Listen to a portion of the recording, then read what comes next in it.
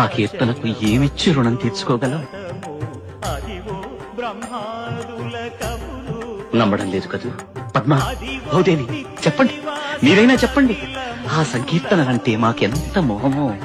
అవునన్నమయ్య, ఆ సంకీర్తనల కోసమే స్వామివారు యతిగా మారి 7 కొండలు దిగొచ్చి నిన్ను ఢీకొని నీ దారి మళ్లించాడు.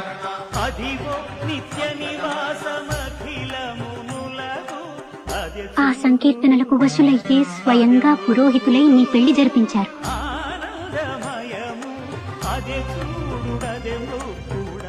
అనంత ప్రకృతి మండలాలను మోసే పావన భుజస్కంధాలపై నీ పల్లకి మోసారు.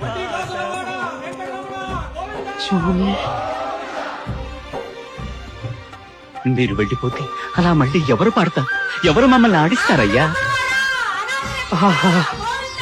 నా పాటలు లోకాలను ఆడించే మిమ్మల్ని ఆడించాయా? వాటిని మీరు గుర్తుంచుకొని మళ్ళీ పాడి వినిపించేంతగా ఆడించాయా? చాలు స్వామి, చాలు. నాకు పట్టలేని అలసిపోయేంత ఆనందం కలుగుతుంది.